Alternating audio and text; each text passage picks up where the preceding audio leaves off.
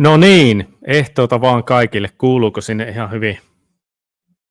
Siellä näyttäisi Esa Kaukinen oleva linjoilla ekat iltaa. Pirskatti, tervehdys Tikkis ja muut. Toka, Tertsi. Kiitos kun seurasit, Sannis. Joo, meillä on tänään erikoisvieras ja mielenkiintoinen lähetys tulossa. Vieraana on Thierry Laurent Pellet. En varmaan osannut lausua oikein. Mutta hän on monikielinen ranskalainen yrittäjä ja kirjailija. Ja hänet tunnetaan kiistanalaisista ja suorasanaisista kannanotoistaan Ranskan Ukrainalle antamaa tukea vastaan. Hän on syyttänyt Ranskan hallitusta uusnatsien vaikutusvallan vähättelystä, mikä on hänen mukaansa johtanut median hiljaisuuteen. Hän on myös asunut ja työskennellyt Australiassa, Yhdysvalloissa, Ukrainassa ja viimeksi vieraillut Venäjällä, missä hän tapasi muun muassa Sergei Glazievin ja esiintyi Venäjän valtiomediassa. Pelletin mukaan länsi on ajautumassa ideologiseen umpikujaan, kun taas Venäjä vahvistuu ja maailma muuttuu moninapaiseksi. Ja Ranska on jäämässä tämän muutoksen jalkoihin. Häneltä tuli hiljattain myöskin tämmöinen kirja, en nyt muista sen kirjan nimeä, mutta otetaan vieras linjoille, niin hän voi ehkä sitten kertoa enemmän. Okay, welcome to the show, Thierry. I was trying to pronounce your name, but I don't speak any French. Thank you very much, Tikis, in fact, to welcome me within your show. And I'm really glad I'm going to be able, in fact, to address myself to your people in Finland, because it seems to me that in regard of the context, geopolitical and political context, that is kind of very interesting to have a view of another country. Mm-hmm.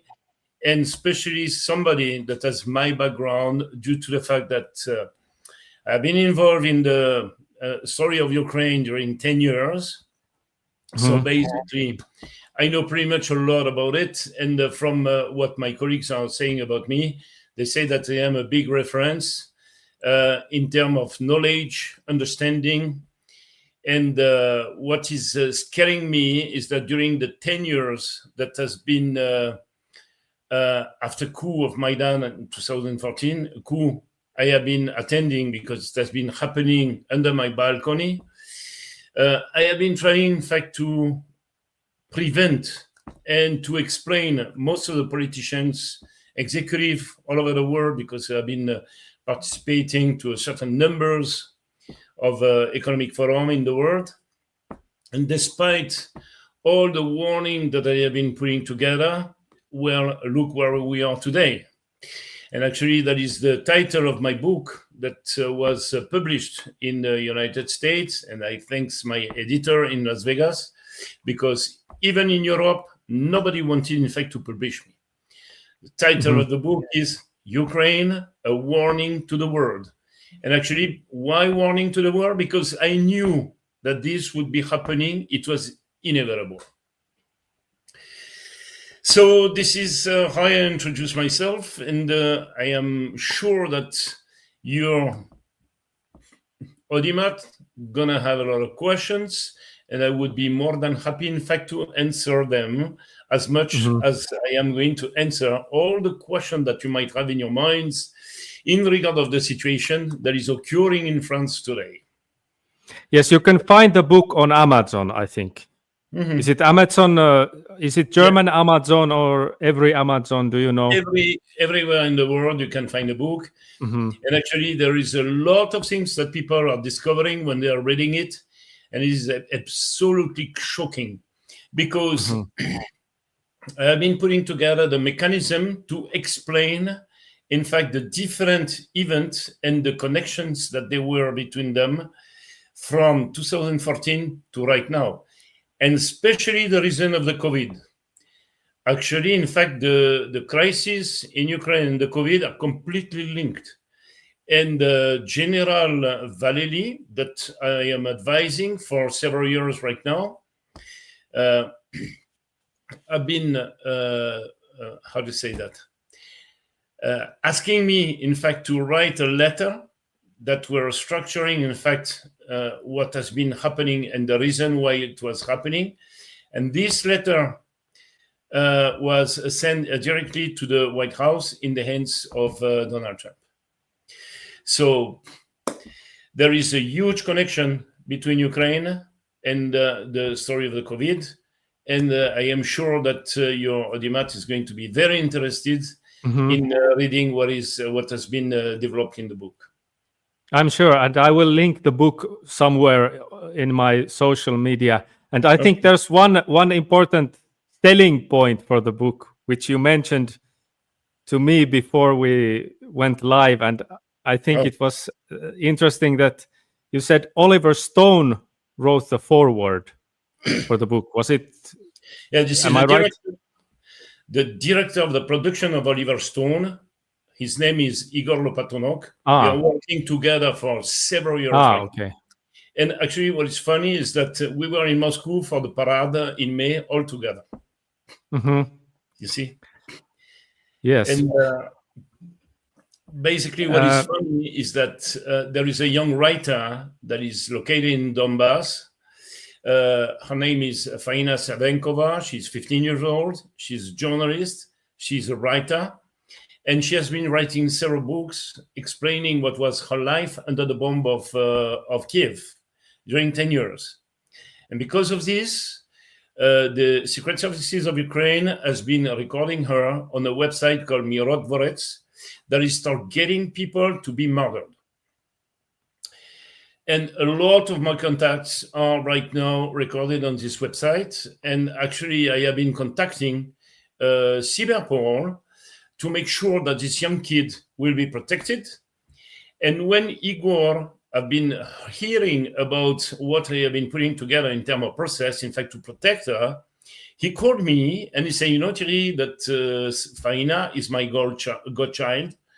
And I said, no, I didn't know. And I said, you know, I was very touched by the approach you have been taking, all the risk that you took for her. And I will never forget what you did for us. Okay, so maybe we can go to the situation in France, because I was thinking that is the main topic of this live stream. So can you, let me give a short introduction, because in Finland we really don't have much news about France or about, I think, even the outside world. It's a kind of a strange bubble. Of course, we get information, but it's like heavily filtered and censored through the media. So people don't have, I think, real understanding of what's going on in France. So can you tell us what is the biggest thing, latest big thing going on in France at the moment? Well, the big things have been starting since the mandate of Macron was being imposed to the French people against Fillon, who used to be the prime minister under Sarkozy, a very decent man who would have been leading the country in the right directions in terms of the French people interest. But the oligarchy worldwide, because you need to understand how elections are working right now in Europe and all across countries. You have a layout of people. It's a transversal organization called the World Economic Forum, who are controlling completely the future young leader. They have a sort of entity called the Younger Global Leaders. They are formatting them. They are making sure that they will not lack of anything. They are providing amounts of money that is absolutely insane. And they give them agenda. As soon as the agenda is set up, they are positioning all those guys in the way that they will be controlling completely, in fact, the policies that are set up in Europe. Yes. You look at Kaja Kallas, you look at all the prime minister in France, you look at Macron, you look at Trudeau in Canada, and so on. So basically, they have been setting up a form of mafia. And this mafia is imposing through all the media that are completely controlled by most of the oligarchs that are owning most of the media all across the planet. When you want to fight against this, it's extremely difficult. Let's look at what has been happening within the first election that has been popping out of a magic box. Mr. Macron, because nobody knows him, nobody knows where he comes from, what is his family about, and actually his personal story is pretty fishy. I cannot go very much into it because Candice Owens is doing much better than I do. Actually, I am in contact with different media that has been in contact with Xavier Poussard, who has been writing the book about Brigitte Macron. Brigitte. If it is not Jean-Michel, who knows, you know? But I have some other details I cannot provide to your audience because this can be extremely detrimental to the life of my family. I will do it one of these days, but not now. So basically, this individual has been popping out of the box, out of the blue. Nobody knows where he comes from, who is he, and whatsoever. He has no history, no pictures, nothing. And of course, this guy was formatted by the Rothschild because he comes from this bank. He has been going through the World Economic Forum Young Global Leader. So basically, he's matching everything. And on top of it, everybody has been understanding that this guy is gay. Actually, his bodyguard was one of his lovers. But anyway. So he's matching completely, in fact, the requirements that those guys, they have been deciding. And he was imposed to us through all the media. Actually, during the campaign, if you look at the medias, there was not one day without seeing the face of this guy. And people that understand about the technique of politics understand that as soon as you are broadcasting somebody so heavily, you are going to mark the subconscious of the people. It's called a psyops. It is not an election, it was a psyops. And they have been killing completely the career of Mr. Fillon for a story of suit that were offered by whoever, who knows, and who cares. The reason why it has been happening, this is because Fillon had very good relationship with Medvedev and Vladimir Putin. So you can hear the small music.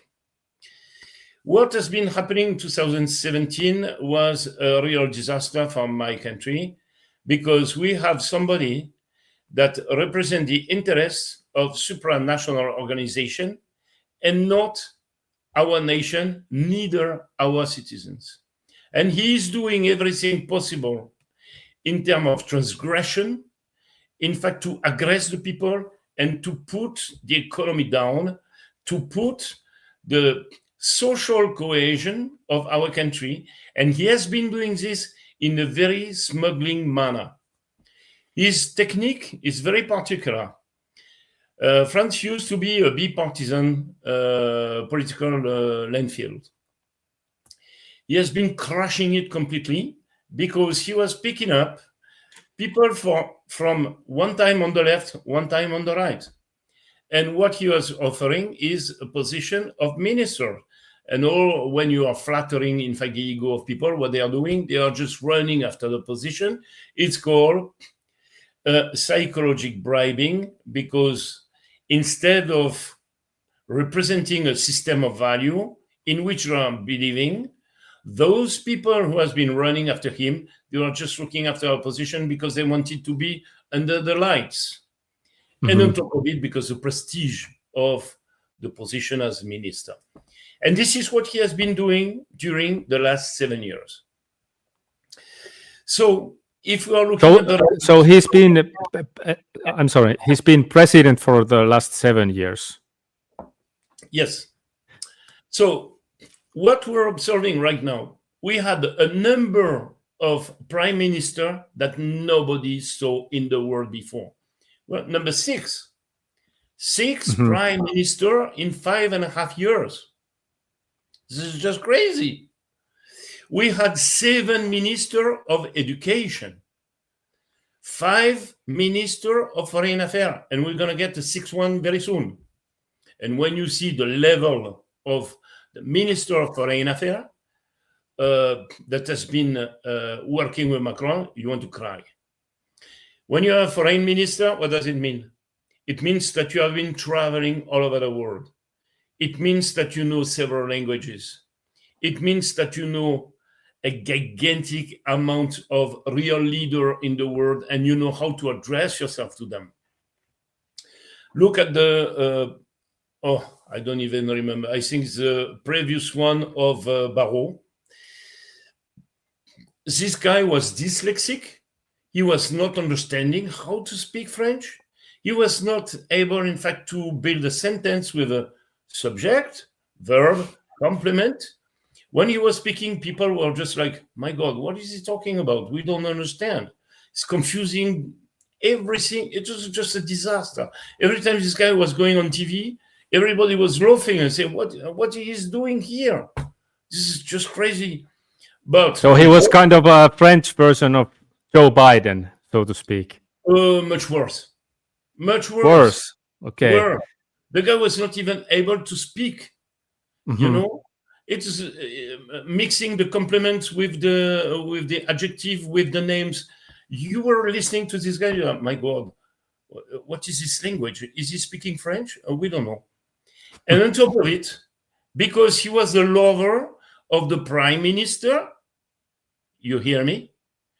The Minister of Foreign Affairs was sleeping with the prime minister.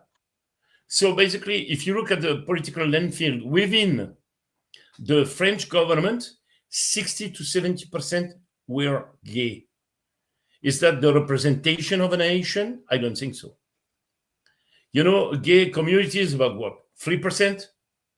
And we were getting 70%.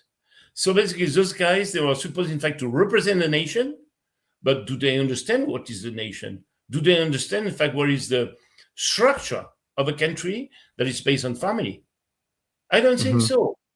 So basically, those people whose mindset is a way more indexed on individualism, they were taking decision, in fact, to impose their own agenda. If you look at the ceremony of the Olympics, you remember what has been happening? You had this guy naked, paint in blue, who was in fact showing his attribute. You had another guy showing that he wanted in fact to cut the heads of a kid. You had another guy whose balls were coming out of his short. This is crazy. I had a discussion with the advisor of the Prime Minister of Malaysia, which is a Muslim state. He called me at night and he said, Thierry, what is this? What is this? Do you understand? Do you realize those people, they have been insulting 85% of this planet? It was just terrible. It was ugly. I was shocked when I saw that. I'm like, they didn't dare that. How is it possible to dare to do this? That is not the representation of a nation, but this is exactly the representation of who is Macron. Remember, the first June of every year, there is what we call the music celebration to celebrate the spring, okay, the summertime. And there are people playing instruments and bands all over the places, in the street, in every cities. There are concerts, there are bands coming, and so on. You know what has been happening within the Élysée? He has been bringing a DJ coming from a gay club in Paris, and he has been asking for a gang of trans who went showing off whatsoever they were doing during, in fact, their nightclub stories, with high heels, little short, shaking like girls, and so on. It was a shame. When people saw that on TV, they were just like shocked. They say, oh, who is this guy? Is he representing our nation? Who is he, in fact, to do that? There was harsh criticism all over the places. This is not the way that France needs to project itself. And actually, this is one of the major problems that we are encountering right now, economical point of view, because Macron has been sending Séjourné, this famous guy, was the Minister of Foreign Affairs, incapable, in fact, to speak properly, and who is gay, to advocate on the LGBT in Africa. This is ancestral kind of society, patriarchal, and you're imposing a model that they are rejecting completely. And on top of it, most of them, they are Muslim countries. This is nuts. It means that those people, they have absolutely no understanding of what is the world about, what are the others' culture about, what are the civilization that are in front of them about. They don't even know how to communicate with them. And the only thing that is of their agenda is to propagate, in fact, their craziness. You see? And because of this, France have been kicked out completely of the African continent. I have a very good friend. He used to work for the GSC, meaning our secret services, and he was assigned, in fact, to the African continent. I had a discussion with him lately. And he said, we have a problem. French people and the government cannot put their feet in Africa anymore. And look what has been happening as the consequences of the conflict in Ukraine, which is completely linked to the story of the WEF. Because don't forget one thing, the WEF is in part responsible for what has been happening in Ukraine in terms of coup. Who has been financing all of this? Soros. Soros is part of the WEF, his son is gay, everybody knows it, and so on. So basically, those guys, they have been putting a mechanism that now is so explicit and so visible that we cannot close our eyes, you see? But how this is related, in fact, to the story of Macron. Macron has an agenda. His agenda is to make sure that he can justify of the federalization of Europe. But to do so, there are different mechanisms that needs to be implemented. First of all, the control of mentality. You are forbidden, in fact, to criticize if a guy is putting like 2 apple or 2 orange in a bra and is claiming over the roof that he's a woman. This is a total denial of what is the reality, what nature has been putting together as a process. But this is backfiring right now in USA, and we saw it with the story of Donald Trump that has been elected. So basically, in this case, they have been putting together a mechanism to force most of the population to accept what in reality you cannot accept. If 40 years ago, when I was a kid, a guy would have been coming to me a day and put 2 oranges under his t-shirt and say, now I'm a woman, I would have been saying, you know what, dude, why don't you go to see a psychiatrist? Because this is what you need. You don't need to impose me, whoever you are, and the perception that you have of yourself, and to make me accepting it. That is not possible. There are some accidents in the nature. I can understand that. Some men or women, we don't know, are born XXY. You know how many guys in the world? I think not many. It's 1 every million. In that case, but those guys don't know about whoever they are on the genetic point of view. They don't know. And some of them, they have the 2 genitals part inside of them, but I don't know.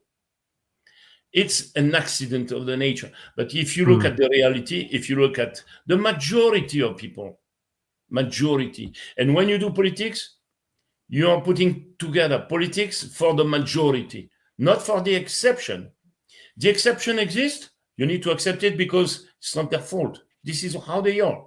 But they cannot impose a model that 97% of the population will reject. And you need to make sure that people, the policies that you are putting together, is about to make sure that the population, the well-being of the population is respected and developed, and not imposing a model and enforcing it by the laws.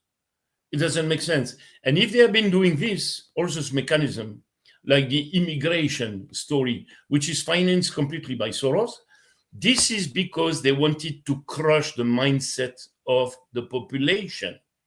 As soon as you do this, if on top of it you have like a major pandemic, which is called COVID-19, you're plunging the people in the fear. You make whatsoever you want with them. You make them accepting any kind of things.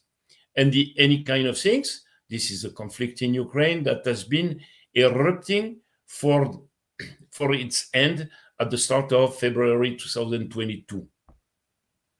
So basically, what is the deal here? You are telling me what is linked with Macron.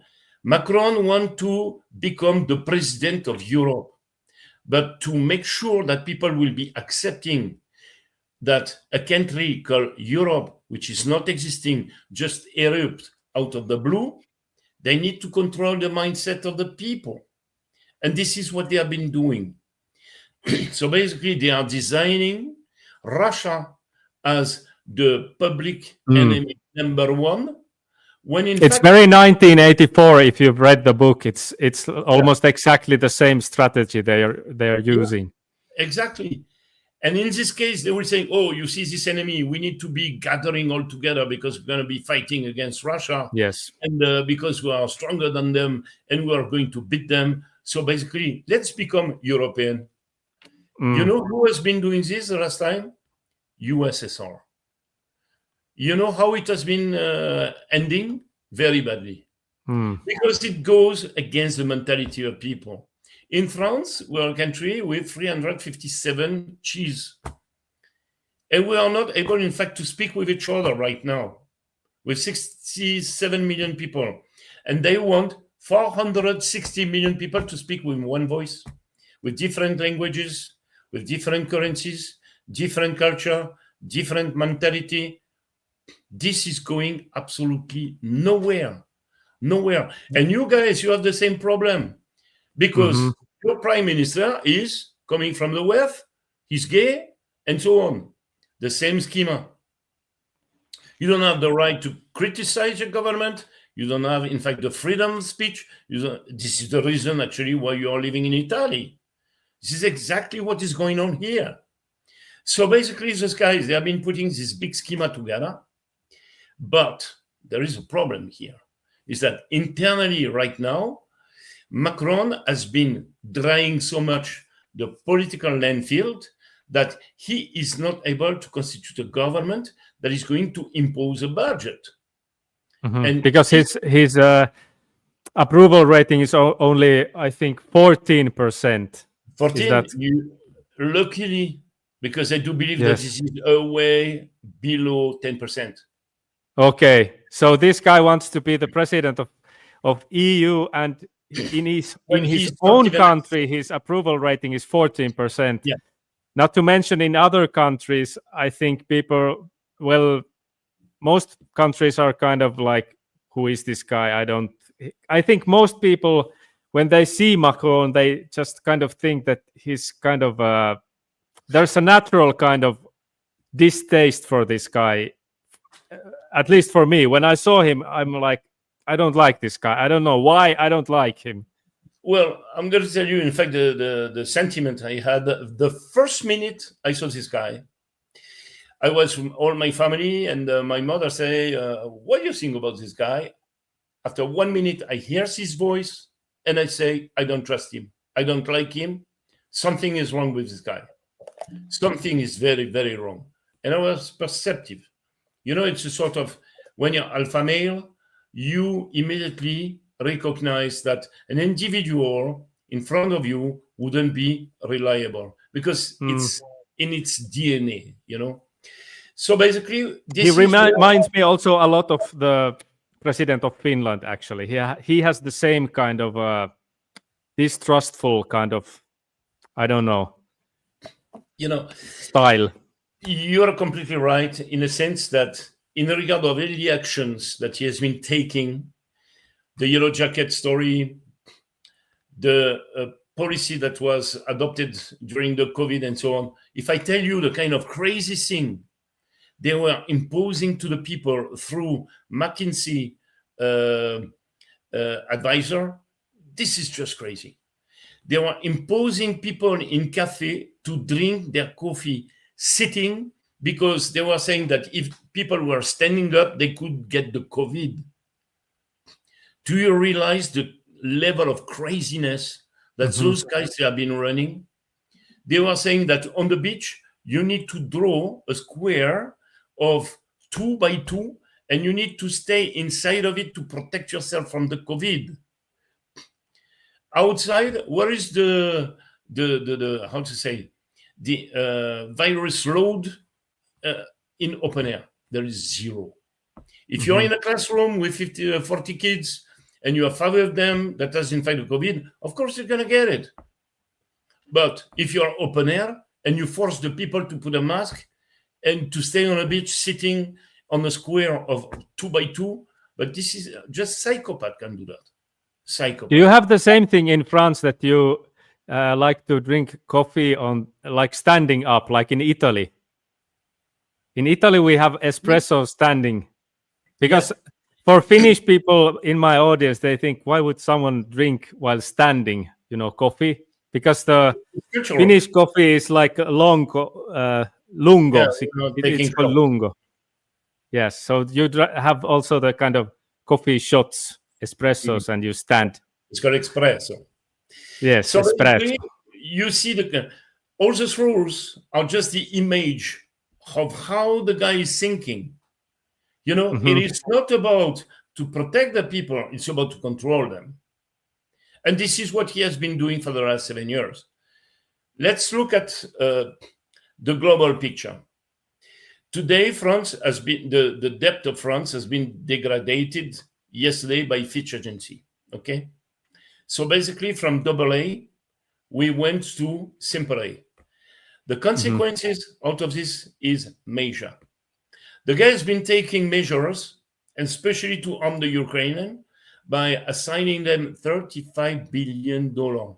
When in our country right now, most of the hospital, they don't have, in fact, the personnel necessary to handle the patients. We have ambulance arriving on the parking lots of hospital, and patients are waiting 8 to 10 hours, and we are discovering that they are dead inside the ambulance at the end of the day. How do I know this? My brother is a chief of ICU, you see? And he's calling me, and he's telling me everything. And I'm very shocked. And I see this guy spending money here and there to whoever wants to get our money, and especially Europe, because we are the biggest provider of the financing of European Union, $28 billion every year. But the well-being of our citizens is not respected. You see? So basically, all of those mechanisms have been implemented in the way that France will go bankrupt. They do it on purpose. And they do it also on purpose in Germany for one reason. And nobody knows and nobody understands why. What is the real reason? They want to impose the disappearance of the cash. They want to make sure that the euro is going electronic. It's called CBDC, Central Bank Digital Currency. As soon as the fiduciary money is disappearing, they impose, in fact, the electronic model. What is going to happen? They will control, in fact, your portfolio. As soon as you are going to make a purchase, they will say, what is the object of the purchase? Does your credit, social credit, is high enough to authorize you, for example, to travel? No, you have been eating too much meat. You are not going to buy that. And when you listen to Christine Lagarde, who is the head of the ECB, she is saying it explicitly. Say, we are going to control what the people are going to purchase. She dared to say it in public.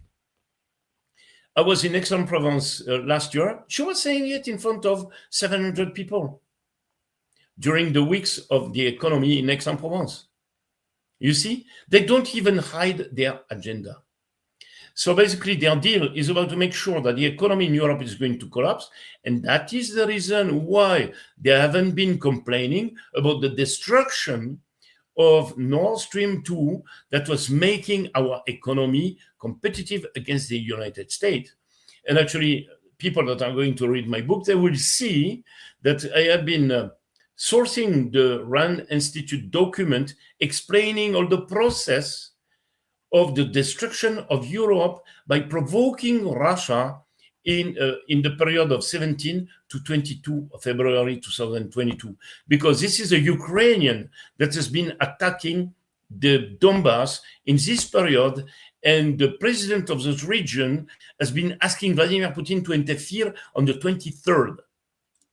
And if you want to be convinced about that, you can go to the record of the OSCE. Everything is documented. They cannot even lie about it. And actually, I was in a conference in Cambridge during summertime, the 30th and the 31st of July. I was in front of people of the CIA, and I was in front of some advisors of senators and congressmen of the United States. And they were claiming, oh, Russia has been attacking Ukraine, and so on and so on. And I was saying, oh, you know, OSCE, certainly. Do you mind if we are going to source, in fact, all the documents? I have them in my folder. You want me to show you who has been attacking first? They were green. They were not even knowing what to say, because they were expecting that we Europeans will be aligned on whatsoever they have been deciding. And I say, you know what? We Europeans, we are going to fight for our rights. We Europeans, the European people, not the leaders that have been betraying us. Mm-hmm. Because this is what Macron has been putting together as a mechanism. It's a betrayal, a massive betrayal. He has been selling 220 companies that are, structurally speaking, absolutely mandatory to make sure that our economy is running the right way. They were strategic. He has been making a fortune, and he has been smuggling the fortune in the way that the public will not know about it. But unfortunately, we have a lot of people that are working with us, and they are escalating us all the informations. Mm-hmm. And actually, as soon as you're speaking, you're getting eliminated. I want to quote, in fact, General de Lavarde, who has been dying of a stroke 3 months ago. And then Eric Denessé, one of my colleagues, who used to be in the secret services in DGSE, okay? He has been killed when I had a meeting the week after he was killed. And we were supposed, in fact, to set up a show on TV and to exchange information regarding, in fact, the way that the economy is evolving. Somebody that projects himself in the future, who's taking appointment, who want, in fact, to set up a show, is not committing suicide. We have been discovering that on the gun that has been killing him, there are not his digital print. Unbelievable. How the guy has been killing himself if on the gun you don't have, in fact, the fingerprint. It's impossible. You see? So basically, what we are observing here, and especially in Bercy, Bercy is the Ministry of Economy. 20 suicides in 6 months. Have you ever heard that? Maybe in AFD they also had the 6, but I think they were murders. Yeah, but that sounds a bit similar. You know, I've been meeting with a deputy of AFD in Moscow, and she was a dissident, and the police have been deciding, in fact, to confiscate his kids. So what she did is running to Moscow and make sure that her kids would be safe. I've been having dinner with the kids and the family and all his friends, and the kids were fine, you know. And say, I'm not going to go back, in fact, to Germany because I'm scared for my kids. I don't want them to be raised by a gang of psychopaths. You see? So this is the kind of policies that we are encountering right now in France. Mm-hmm. Now, Macron, after the rejection of the budget that was set up by Bayrou, actually, one parenthesis, you're going to love it. Bayrou, Prime Minister of France, 40 years career in politics, has been covering in his own region and in the school of her daughter a massive pedophile scandal that has been leading to about more than 1,000 victims. 1,000 people have been raped by priests, and this guy was knowing, and he has been covering everything. And this is the policy, and this is the politics that we have been inheriting in France. This is a scandal. This is outrageous. This is a shame. And actually, Macron, knowing that this is the second time that his ministers are refused in terms of budget, what he does, in fact, to calm down everybody, he takes somebody of his own team, the Minister of Defense, and he put him as a prime minister. This is a big signal that he's sending to everybody. I want to go at war with Russia.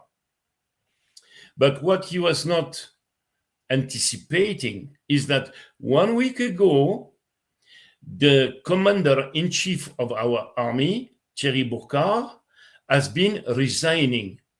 You know why he did so? Because Macron... I think he refused to send the troops to Ukraine.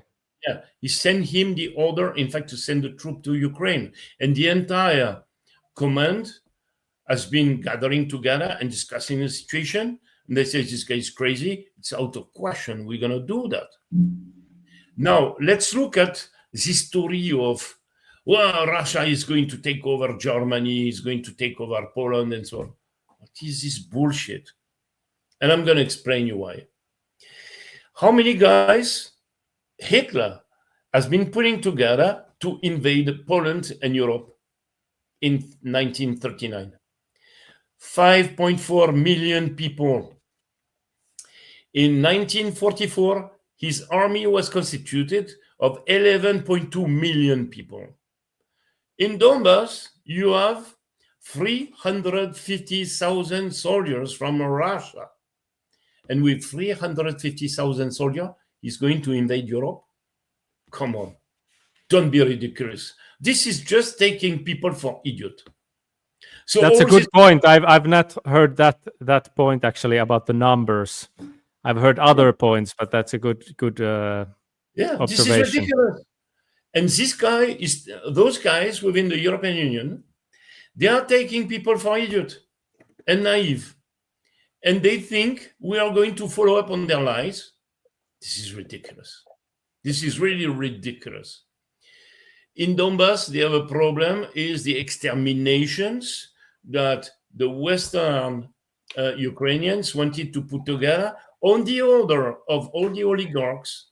And we have Rinat Akhmetov, we have Igor Kolomoisky, whose assets were located in Donbass. Those guys have been pumping the money out of the exploitation of all the mineral in Ukraine.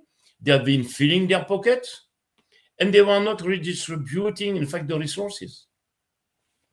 That is the reason why Zelensky has been deciding, in fact, to attack, because they wanted, in fact, to get back their resources. They don't care about the Donbass. They don't care about the Ukrainian. They don't care about anybody. And actually, on top of it, their pockets were filled by the European Union, because how can you explain that the fortune of Zelensky came from $650 million before February 2022 to now $3.5 billion? The salary of Zelensky on the payroll of the state of Ukraine is $650 per month.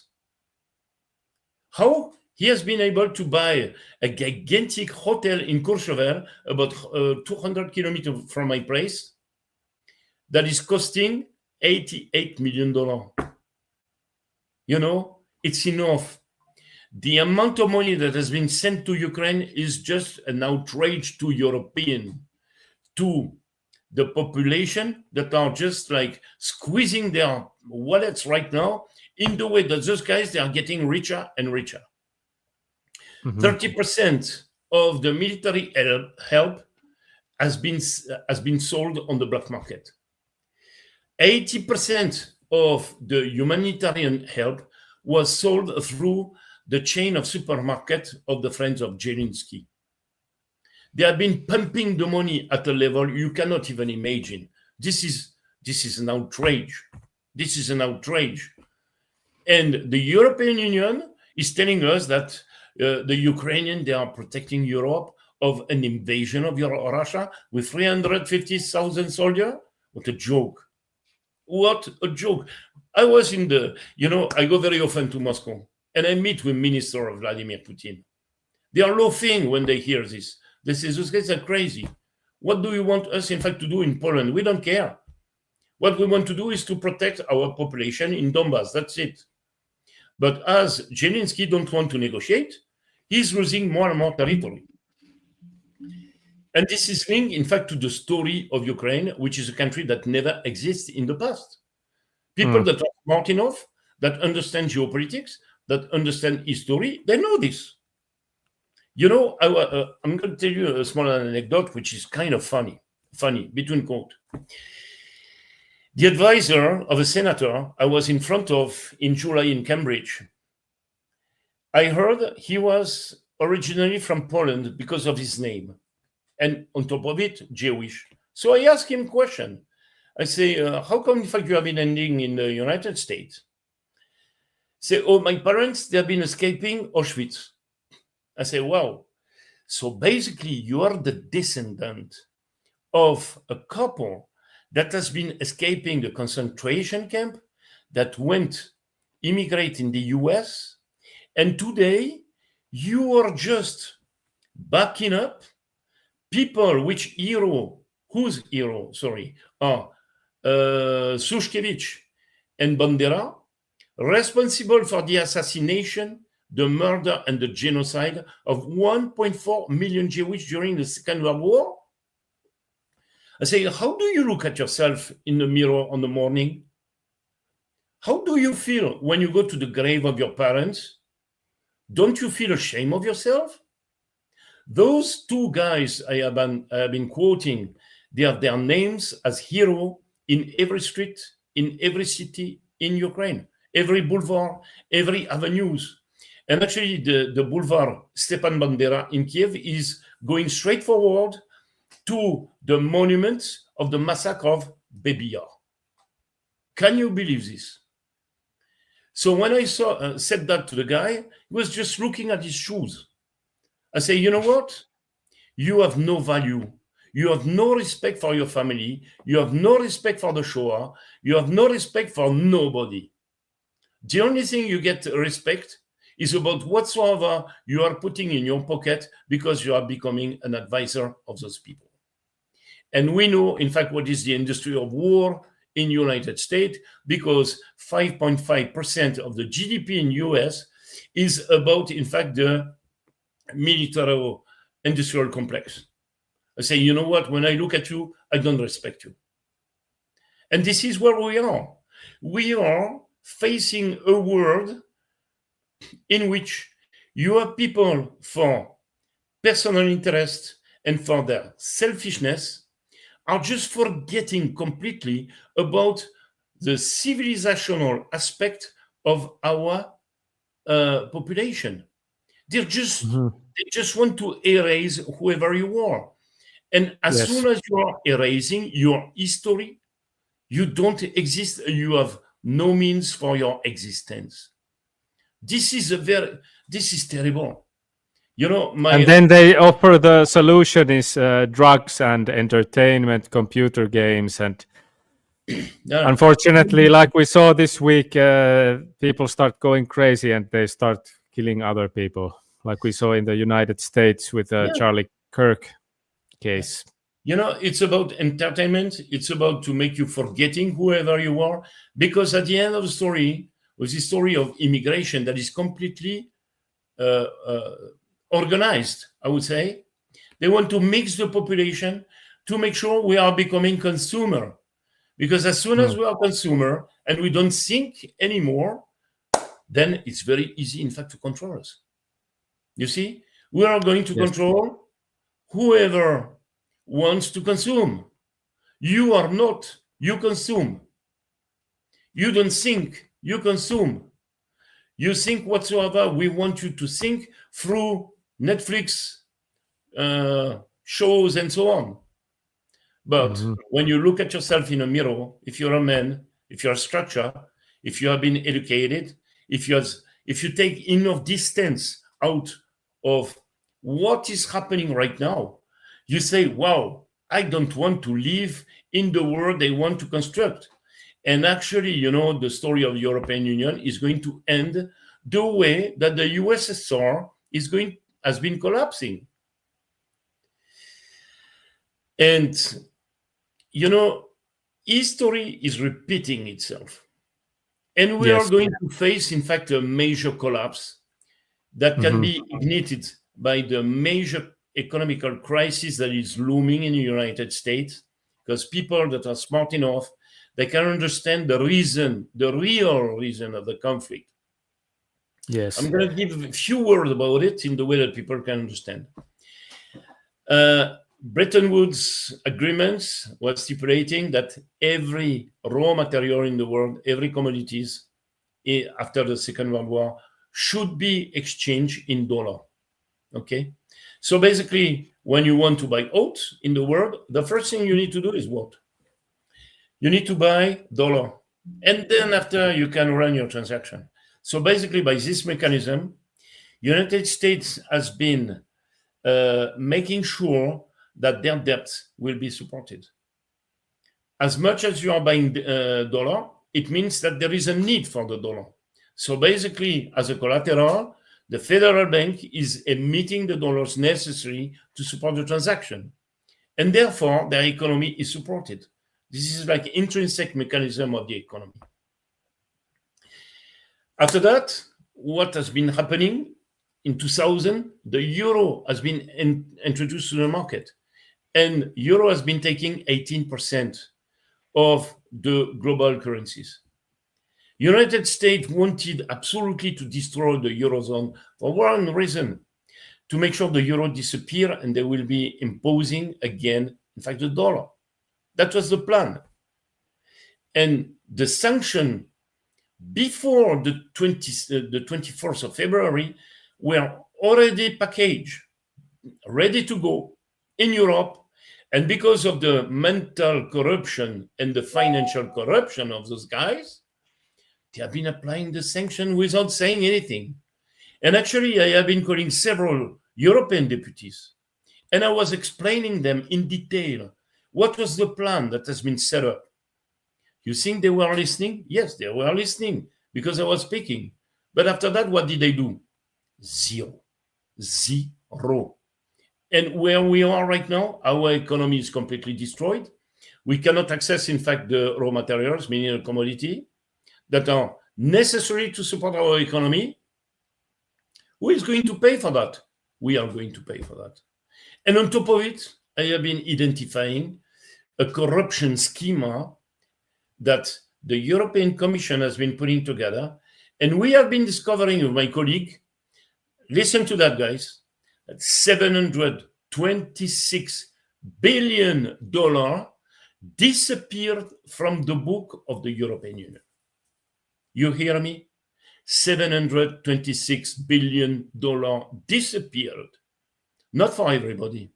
So basically, they have been smuggling this money because what they have in mind is to make sure they will continue this conflict to, of course, make sure that Europe will be federalized.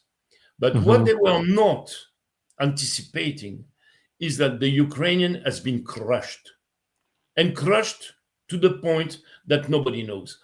I am in contact with Colonel McGregor. He received, in fact, a picture of the cemetery, and we are able, in fact, with artificial intelligence, to count the number of graves. As I have been living 10 years in Ukraine, I still receive videos of friends. They are sending me information, and I see the extent of each cemetery in Ukraine. This is monstrous. Monstrous. We know that 1.8 million soldiers in Ukraine has been wiped out. 145,000 guys have been running away. They are deserters. And where they went? in Russia. In 92, the population of Ukraine was 56 million people. Population of Ukraine in 2025 is 28 million. 10 million Ukrainians are living in Russia. So basically, if Russia is the enemy, how come 10 million people of Ukrainians are living there? I was in the office of a minister of Vladimir Putin, Sergei Glaziev. You know where he was born? Zaporozhye. You know what is Ukraine. In Ukraine. His assistant, Takchuk, he's Ukrainian from the same region, Zaporozhye. If you look at the constitution of the Russian government, you have a lot of Ukrainian people. Are they fighting with each other? Are they killing each other? No. The story of Ukraine and Russia has been becoming a real social disaster on the sociological point of view, because the number of mixed family existing is enormous. You have people that are divorcing right now. There are people that are beating their wives because they are Ukrainian or because they are Russian. This is ridiculous, you see? And at the end of the story, what is going to happen? Ukraine is going to completely collapse because on the economical point of view, it was a state that has been maintaining under perfusion of European money, our taxpayer money, from 2014 to 2022. If you look at the COVID period, look at the GDP of Ukraine. Every GDP in the world has been collapsing completely. The GDP of Ukraine has been doubling. Wow. How is it possible that during the time everybody is under curfew, everybody is locked down, the GDP has been coming from $100 billion to 200. There was no economy at all. What is this story about? It means that in fact, European Union was injecting money. It was just artificial GDP. And if you have been living in Ukraine, you know what is going to happen. The money is going to disappear. Look at, go to Kiev, go to Monaco, go to Munich, go to Vienna. You will see the number of luxury cars with a plate immatriculated in Ukraine. Monaco, the Odeon Tower is the most expensive tower in Monaco. The penthouse is rented by 2 Ukrainian families for $500,000 every month for the last 3 years. Who can afford to pay $6 million in rent of an apartment in Monaco for 3 years?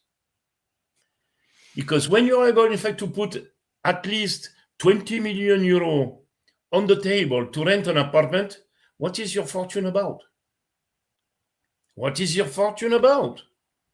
Rinat Akhmetov, one of the big oligarchs who was owning all the mining industry in the Donbass, you know where he lives? In Paris. And we have like a president saying, oh, we are going to fight until the last Ukrainian. We are going to support Ukraine. No, you want to support your own agenda. This is what is the problem right now. But when you have an individual that has absolutely no credibility within your own country, imagine his projection outside. In your United States, everybody's laughing. In Africa, everybody's laughing. In South Asia, everybody's looking at Asia. What is this guy about? He has no credibility. And on top of it, he's very dangerous because of his transgressivity in regard of his own perception of what life is about. He's living with a man who has been transformed into a woman. One of the plastic surgeons who was involved in this process got killed. Wow. He was thrown by the 8th floor of his apartment. So you see what is going on here? And, you know, Finnish people, they need to realize what is cooking in the pot. They need to realize that this story is over. If they think that Russia is going to invade them tomorrow, but this is crazy. This is because schizophrenia, you know? I'm sorry. if you're a paranoia, There are many people in Finland living with this schizophrenia, I'm afraid. Well, we have very good psychiatrists in France. We can, you can send them to us. We're going to cure them. When those guys are in the media in France, everybody is like, wow, 80% of the population estimate that Russia is the enemy. When I go to Russia, I say I'm French. Nobody cares. They don't care. They look at you. Hello, how are you doing? Oh, it's very sad that your country is just taking the wrong path. Sorry. You realize we want to visit your country because we like the food, we like to visit, and blah, blah, blah. This is how you are welcome in Russia. They are not even aggressive. You realize a little bit. Mm-hmm. I was on a TV show in Croatia, and Andrija from what is his name is Slobonia. It was actually, we were very scared that the Russian will be invading us, and I said, come on, think about the story of 350,000 soldiers. Russian people, they want to go to Croatia because this is their the place they are spending their vacation. They want to go to the sea, they want to go to a restaurant. You think they will be invading us, knowing that you are going to spit in their soup? This is ridiculous. On top of it, look at what is going on in your own country. You have no industry. The young people that you are training, they are running out of the country and they go abroad, in fact, to make a living. You are not offering them any opportunity of projection in their future. So what remains on the table? Tourism. If you're cutting off, in fact, your own customer, what is going to remain out of it? You see?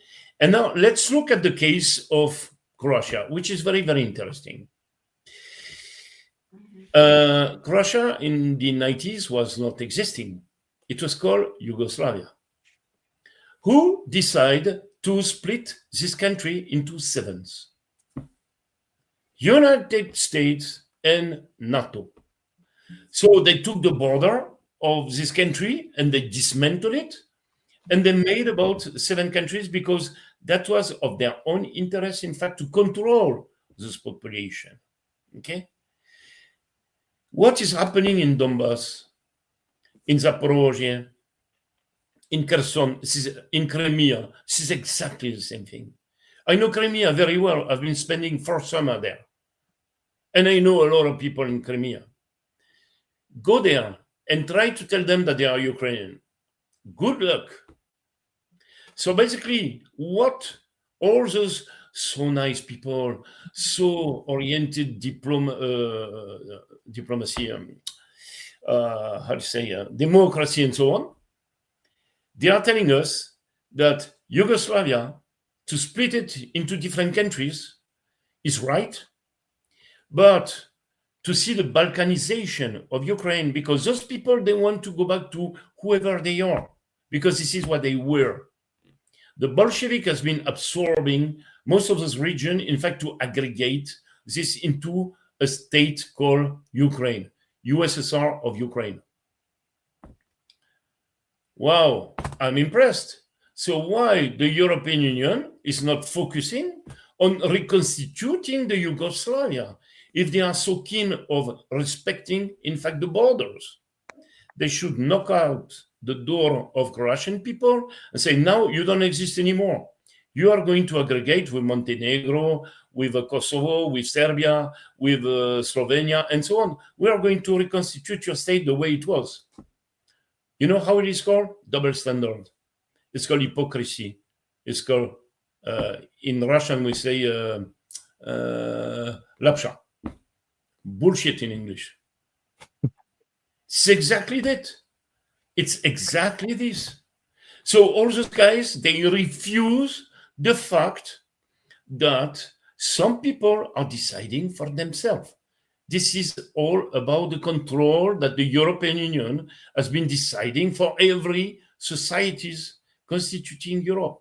Europe can be a good thing in terms of common project, in terms of infrastructure, in terms of banking system, based on the moment, they are not touching fiduciary money. They should not put their nose into the vectors and the way that people are living and how they are thinking. This is private, and the privacy need to remain private. They don't have the right to put their nose in our own story. If they want to do that for themselves, go ahead, guys. It's not our deal. You see? So basically, what we're observing here is that the European Union is shifting into a totalitarian states mindset and a kleptocracy. They just want, in fact, to rob the people because they are not able, in fact, to run our economy the right way. They have been making choices. They wanted, in fact, to build their Cerber with 7 heads, with 4 tails and 20 legs. And they think they are going to manage, in fact, this entire story. This is going absolutely nowhere because this is going against the interest of each state and each population. Mhm. I respect anybody in the world. If I go in Arabic countries, I will respect their culture because this is how they are living. And I am not going to tell them, this is how you need to live. Because I decided the way that you have to live. This is called neo-colonialism. Imagine tomorrow I go in Finland and say, you are not going to eat smoked fish. I don't like it. Now you are going to eat choucroute. No, you are going to look at me and say, your stuff, eat your frog if you want, eat your oysters if you want, but I'm not going to eat this, and I'm going to continue, in fact, to eat whatsoever I have been eating until now. You see, the mindset is exactly the same thing. I have a question about the situation in France in relation to what you're talking about, because there's been some in the Finnish alternative media. I should mention that the mainstream media is not talking about this big rioting that's going on in France. So do you think this is something spontaneous and some kind of do you see some kind of a positive development with this, or is this another George Soros type of manipulated thing in order to cause chaos? Well, when it was the Yellow Jacket at the beginning of the Macron mandate, this has been coming from the fact that they wanted to impose a carbon tax on the carburant. And most of the people that are using diesel, this is because they cannot afford, in fact, to buy another kind of car or another kind of carburant, okay, of fuel. Sorry. So basically, this movement has been spontaneous because people were exsangued. They were not able, in fact, to live. And those people were telling them, you are not to live even more. What happened? It has been exploding. And during 27 months, right before the COVID story, everybody was in the street. At the point, they were not able, in fact, to control the situation. It was going to, I would say, another 1 or 2 weeks, that was finished. The COVID has been saving Macron. Without the COVID, he will be gone. What has been happening this summertime, and I know who is in the back end of the story, block everything, okay? They have been putting together a spontaneous movement based on a group that is kind of small. And they thought that the mayonnaise would be growing and growing. It was made during the summertime. In summer, what is happening? People, they go to the beach, they go barbecue, they eat with their friends, and so on. So basically, the mayonnaise did not grow the way they were expecting. And on top of it, something has been happening. There was a convergence of events. The prime minister has been kicked out.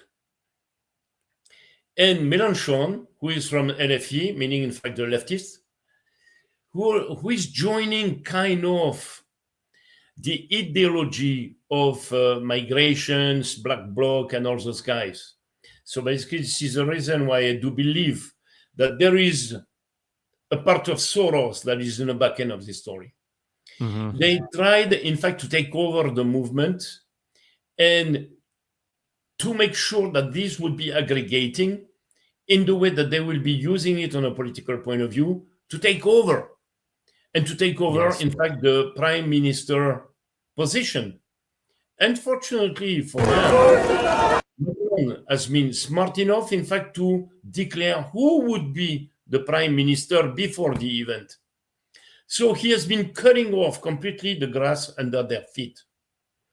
Yes, there was a small protest, but the initial people that has been organizing this entire story has been dropping everything. They say, wow, this is Mélenchon, bye-bye. Because most of the people, initially, they were pretty much from the right parties.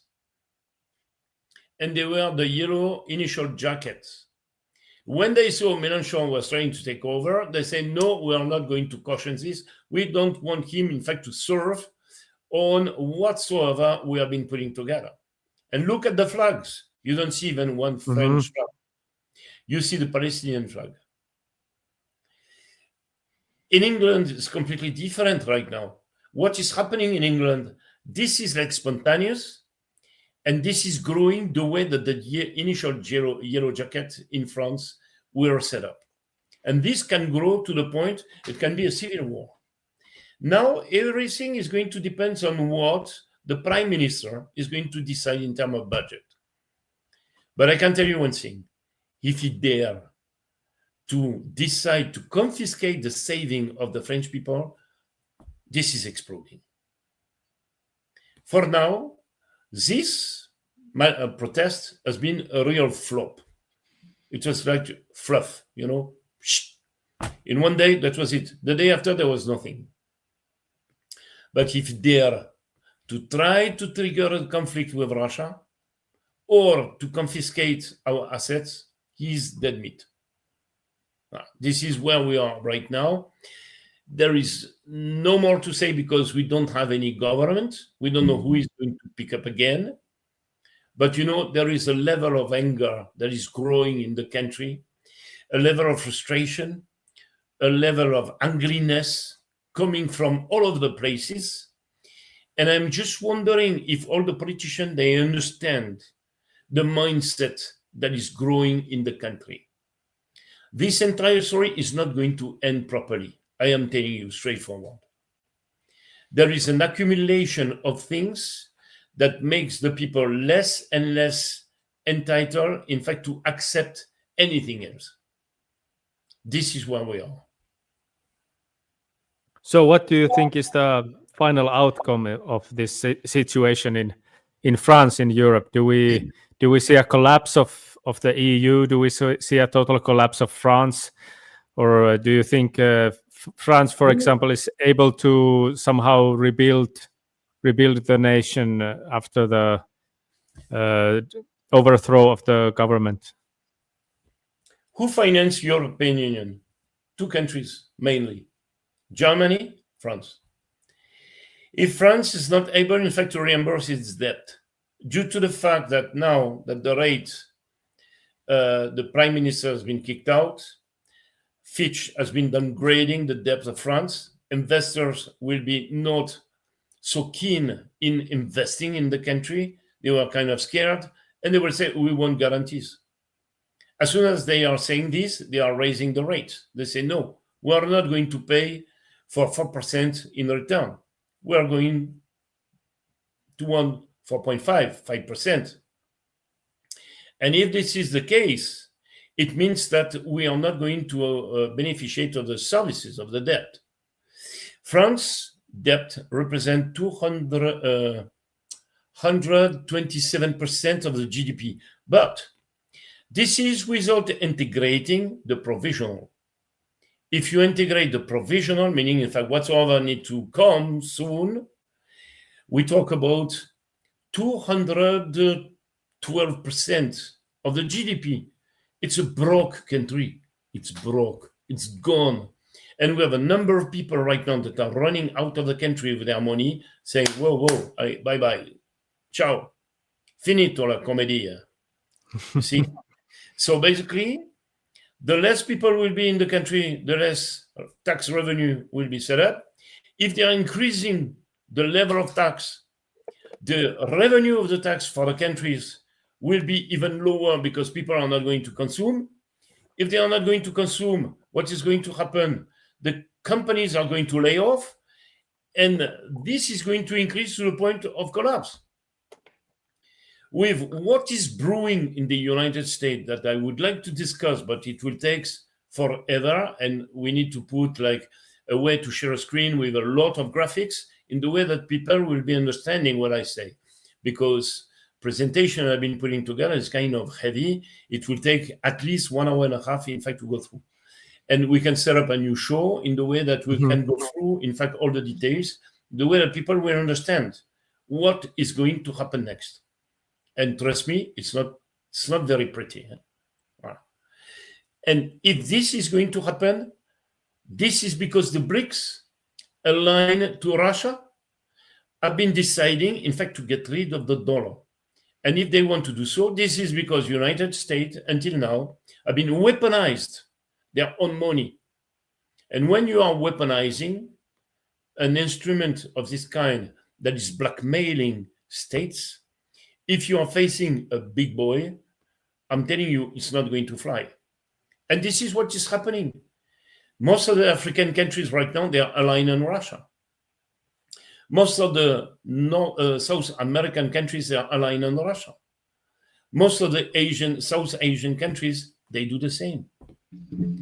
That means that the arrogance of those people within the European Commission and the European pseudo leaders, they don't realize the world has been changing dramatically.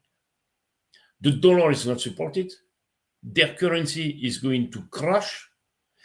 And on top of it, they are trying to put sanctions and tariffs on China, who is the major provider of any kind of goods that are built in the world.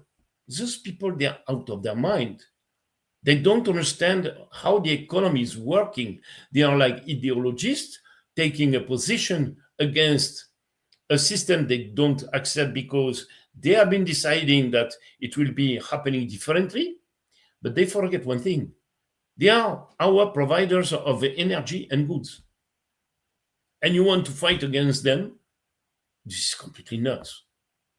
Those people within the European Union, they have salaries. They don't need to justify. The money is falling in their pocket every month. And because it's falling in the pocket every month, and there are people that are spoon-feeding them because they're cooking for them, they are driving them to offices and so on, they don't have any problem. They don't pay tax because they are exempted. They have apartments that are already paid. They are living like kings. But I don't know how the people are living downstairs, because we have to make our own money to make sure that we can put, in fact, the butter on the table. And those people that are taking position, and they forget who is feeding them, with which money. And this is a major problem, actually. This is a really, really major problem. So basically, at the end of the story, one of these days, we will have to make them understanding that the game is over. Whatsoever decision they need to take, this is for the well-being of their population. It is not for their own well-being without integrating the mechanism of the economy. Those people, they have been doing politics for one reason, because this is the only thing they know how to do. They've never been working. They've never been providing any value on the market. They've never been building a company, hiring somebody, seeing, in fact, the difficulties of penetrating a market, in fact, to sell an asset or whatsoever, or to raise the fund, in fact, to make sure that your business is running. I know what is it. I know how difficult it is. But those people, they want to clean their hands. They want you to be their slaves. You need to obey. You need not to think. Because if you think, you will realize how wrong they are. You see? This is where we are. We are at the cross of our destiny. And we need to make sure that those people will understand that they need to stop. And if we don't do this, we are going to disappear. We will be slaves and we will not be human beings. It's up to us. And I wish that my message is very clear to your audimat. They need to realize all of this. The day you start to think you are not a slave anymore. Yes. Oh, I should read this message. I was gifted 5 channel membership by Informer. Thank you. Kiitos. All right, I have some additional questions if you want to discuss further. Yeah, but these are kind of, I think you have answered a lot of my questions already, but It's in anticipation. maybe I think this one is quite obvious, but do you actually think that this coalition of the willing and Macron, are they going to have some kind of credible force they're going to send to Ukraine that is going to achieve something? You talk about the 3 clowns? I don't remember how many clowns. There are many clowns, but Yeah, there are a lot of them, but those are the kings of the clowns, you know? So let's have a look. When you need, in fact, to go at war, what is the first things that you need? An army. Is there an army? No. Okay. When one of the constituents of this coalition is saying, well, my army don't want to go. You have a small problem here. When the second one is saying, it's out of question, I am going to send any soldier. I'm speaking about Merz. The only one that is almost ready to go is the English, because the UK, because they have a lot of interest in Ukraine. They are owning, in fact, the real estate and so on. You can go through that. I know all the details. Are they going alone without USA, in fact, providing all the backbone of NATO? I don't think so. This is the first point. Second point, you need the finance. For what? To put together the production necessary to support your effort. Production, what is it? 0. Nothing.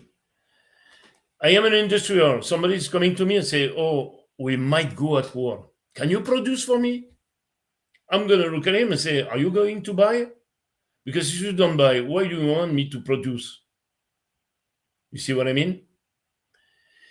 Okay, they have been smuggling a gigantic amount of money. But at the end of the story, there are 2 components that are not there. And on top of it, the big boy in the pond, United States, is saying, out of question, I will go at war against Russia. This is a nuclear state. And they have something that nobody has been understanding the impact of. It's called Oreshnik. Oreshnik is a missile based on a technology that was developed by an engineer located very, very close to my place. And actually, I'm supposed, in fact, to have dinner with him very soon. His name is Monsieur Petit. And he has been putting the MHD technology that allows a missile to move up and down, right and left, whenever he wants, at a very high speed. Not a lot of people, not a lot of missile has this capacity. It's one. MHD is unique in the world. It has been asking for the work of 1,000 people during 30 years. Because in France, all the peers of Mr. Petit were not believing it would work. I've been attending to one of the conferences of this guy. And so basically he said, okay, you don't want to listen to what I have to say, but the Russians, they have been listening. They say, wow, it's interesting. Let's try and to work on it. So basically they have been developing their stuff. It's not a ballistic missile that is going from a point with a parabole and then fall on the ground. It is like something that is smuggling in the sky and you cannot intercept it. He is carrying 6 independent re-entry vehicles. 6. Each of those vehicles can carry 6 nuclear weapons. In 9 minutes, this only missile can eradicate completely Europe. You want to go at war with these guys? I told one of the minister of Vladimir Putin, say, you know, your stuff that is based on actually a French technology, please keep it in the silo. He was laughing and say, we are not crazy enough to use these kind of things. Because as soon as you are using nuclear weapons, it's finished. Planet B does not exist. And we are in front of people that are extremely rational. Some guys in Europe, they want you to think that Vladimir Putin is crazy. No, it's not true. The guy is rational, he's smart, he's not completely nuts. You would have a guy like Budanov in Ukraine with such a weapon. Wow, I don't sleep anymore at night. I would be very, very scared. And actually, I need to give some information to your people. At the beginning of the conflict in 2023, I had a conversation with a deputy of European Union that was sitting on the Security Commission of the European Union. And he was in the huis clos meeting with Zelensky.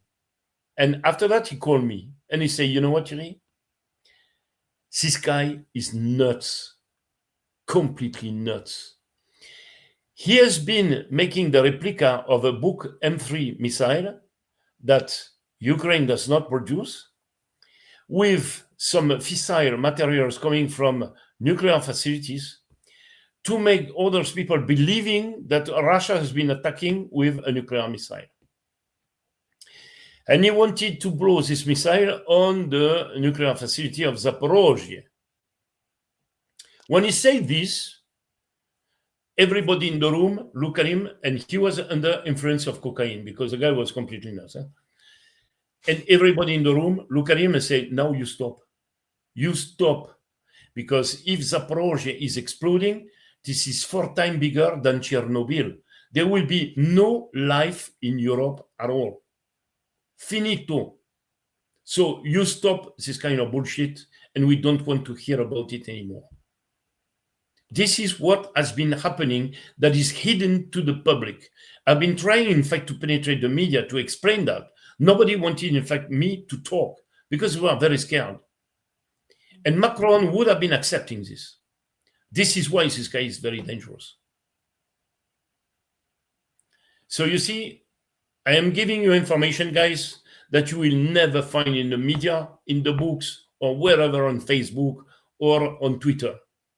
I'm giving you information in regard of the relationship I have with people that are privileged, and they are escalating me, in fact, things that you will not hear from the public. So yeah, I think this is one big problem people, especially in Finland, have, that they don't understand modern warfare. So they think that any conflict with Russia would be basically the same kind of war that we had in World War II, where they come with tanks and troops. No, they would just use a few Oreshniks to destroy the infrastructure, shut down the electric grid, and 1 missile, 9 minutes, no life in Europe. Finito. You see, it's not like you will see the tanks coming on in Warsaw, or in Berlin. No, this is not going to happen. They don't need this. And actually, I'm going even further. If they blow a nuclear bomb big enough in altitude, there will be no electricity in Europe during 1 week. How do you retaliate out of this? You cannot push the button or telephone, or everything that is working on electricity is finished. And on top of it, all the nuclear facilities which are cooled by water pump, they will not be able, in fact, to run on electricity. Your nuclear kernel can blow everywhere. You realize the impact of this? There are hundreds of nuclear facilities in Europe. If you are not controlling, in fact, the kernel of those facilities, you can trigger 1,000 times more Chernobyl that has been occurring in 1992. It's finished. There is no life in Europe. They don't even have, in fact, to blow the cities. They just have to make a blow in altitude, no electricity, nobody. It's finished. In 1 year, there is no life in Europe. Yeah, this is, I have been seeing one of the guy writing, we have no clever political party. Because those people, they go politics because it's a shorter way for them to make money. They are not educated. They have nothing in the mind. Never been to school. They don't understand technology. They don't understand economy. They don't understand finance. They don't understand geopolitics. They are all about, in fact, their ideology. You know, we want to be European. Everybody is speaking the language Europe. What is this? I don't know. You see? Yes, our former prime minister Sanna Marin, she was basically a how you call it, like a cashier in like some sort of store. She was just yeah. I don't know. Maybe she had some university background, but basically that was it. And nowadays she's like a social media influencer, taking selfies on Instagram in whatever fashionable locations.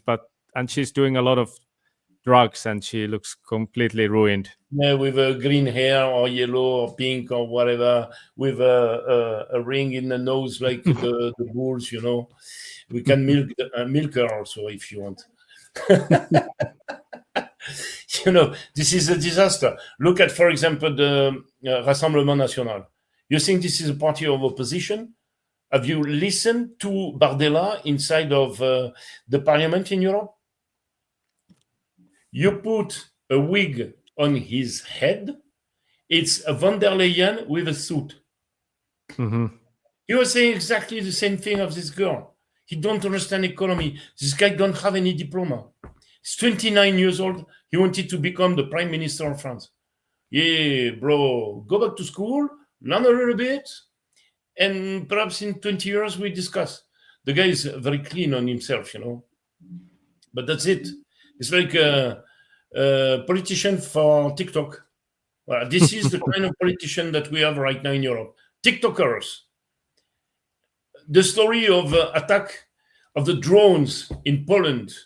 Macron jumping over the sky. My God, I am going to send 3 Rafale, in fact, to stop the drones. You send 3 Rafale to stop a drone that is like 40 centimeters? Hey, bro. Did you see the actual pictures of the drones? Because I actually did a live stream where I was following this new stream in real time, and I was seeing the photos, and I started examining the photos really well of the drones, and then I did some research, and they were made from styrofoam. You know what is styrofoam? Is I know. Polistirolo in Italian. If you look at this stuff that is inside of a field without any impact. So what does it mean? It means that they carry it manually, they put it in a place, they take a picture. Oh, we are attacked. My God, this is crazy. We need to trigger the Article 4 of the NATO. Yes. We need to attack Russia. Oh, guys, stop cocaine. Enough. Enough. Yeah, there was also a house with made of bricks, and they said that this drone made of styrofoam hit the brick wall, and the wall caved down. Yeah, right. Yes, right. Yes. In their dreams, on Facebook, on X. Yes, this is possible. It's like when you take Brigitte Macron and you say this is a woman. This is exactly the same thing. Yes, or you make like we as a child, we make these paper airplanes, and we Yeah. throw them like this, and you throw that to a brick wall, and it will fall down. Father, I have a military background. I'm not a super specialist, but I am a lieutenant.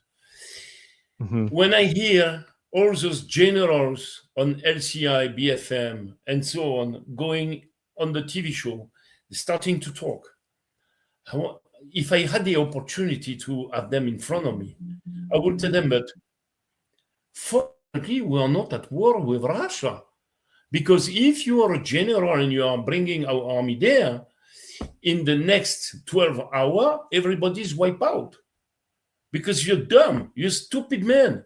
You haven't been understanding that the story of World War I and II is over. There is a changes on the battlefield that is absolutely gigantic. I'm so observing this, the way that the Russian has been evolving their technique, their approach to combat, the tactic, and so on. I'm impressed. And you want to fight against those guys that are completely, trained during 3 years in a real condition. But this is suicidal. It's just suicidal. And on top of it, you are not on the moral point of view right. You're completely wrong. Mhm. That's it. I can go on and on in regard of what has been happening on Maidan in 2014. And some guys very close to Macron, they were in the organization of the coup. It is what I am describing in my book, and I prove it. Because I put the screenshot, I put the names, I put the email that I have been intercepting, and so on. Very, very close to Macron. Huh? We talk about his director of campaign. We talk about Séjourné, who end up as a minister of foreign affairs, or foreign to the affair, actually. And when you see the implication of those guys at the beginning of the crisis, and the way they have been evolving, in fact, to bring us to wherever they want to go, meaning to conflict, you're like, okay, whatsoever Russia would have been doing, it would have been happening. There was absolutely no escape for that. At the beginning, I was thinking, okay, if they were respecting, in fact, the Minsk agreement 1 or 2, this would have been stopping, but that was not the deal. They wanted this crisis to erupt. Whatsoever Russia would have been doing, in fact, to make sure it would not happen, it would have been happening. And actually, I'm going to tell you something. As a citizen of France, who has been living in Ukraine, who has been witnessing everything they did in Ukraine, especially the massacre of Odessa, this is something I cannot accept. It is just a nasty butchery that is absolutely insane. This is like the story that has been happening between the Serbs and the Bosnian. It's just disgusting. Okay, I'm telling you something is that you cannot accept this. It's impossible. And what I have been witnessing has been putting me in a level of anger during 10 years, seeing those guys, the Azov group, which was a neo-Nazi, the Pravi Sector, C-14, White Hammer, Tornado Battalion, and all those groups that were sent to the Donbass to execute the worst of the worst in terms of crimes.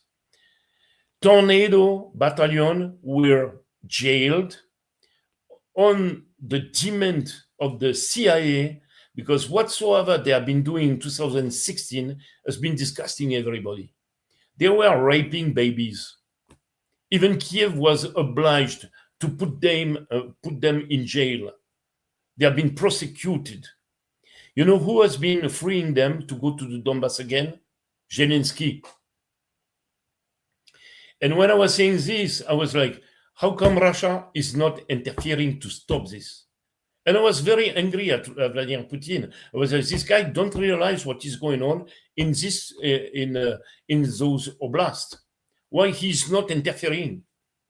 Because he didn't have the choice. He wanted to solve the problem by diplomacy.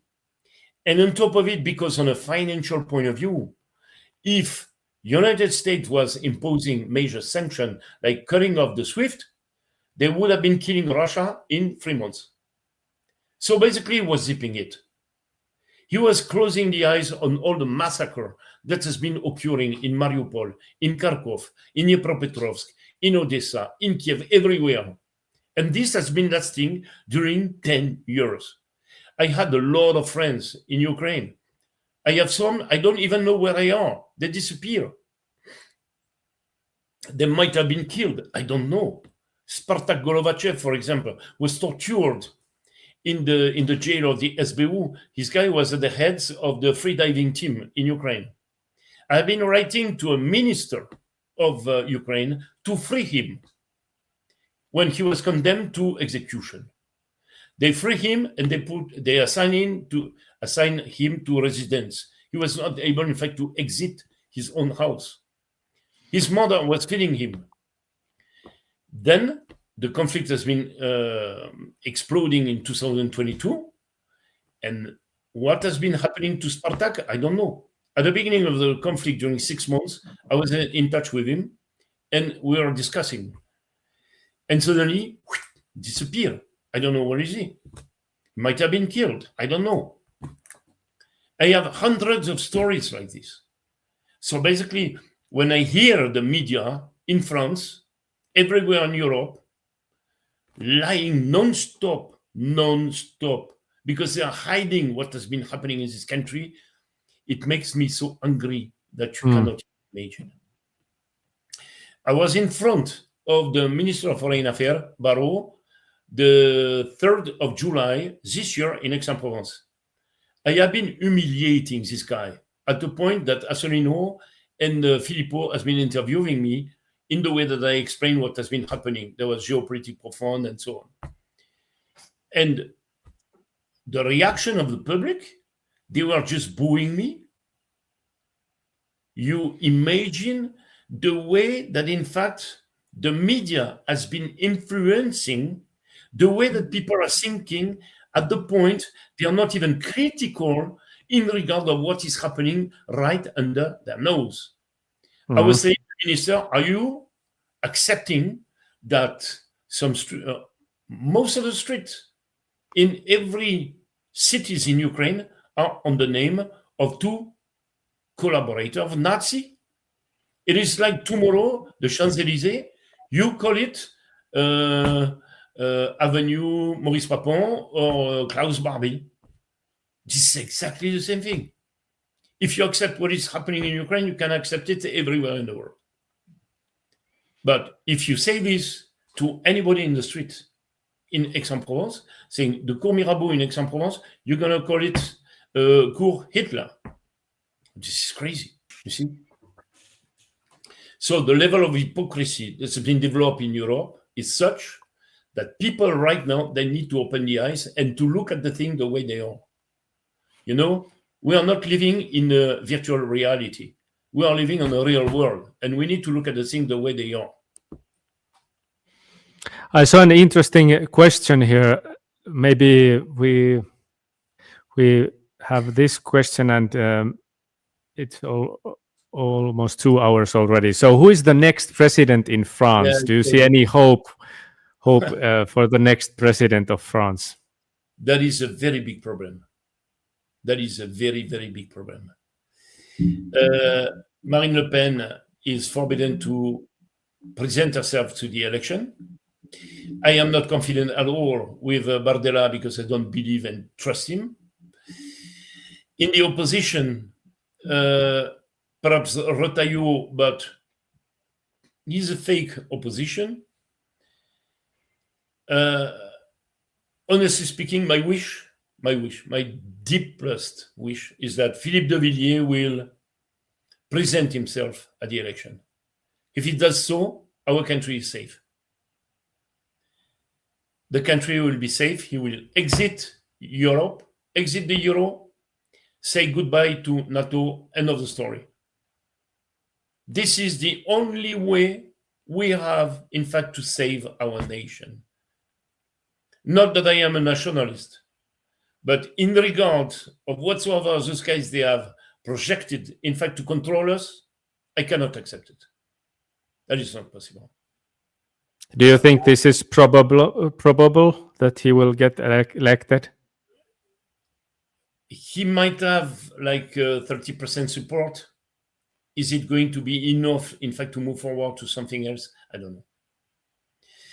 And that will be a disaster.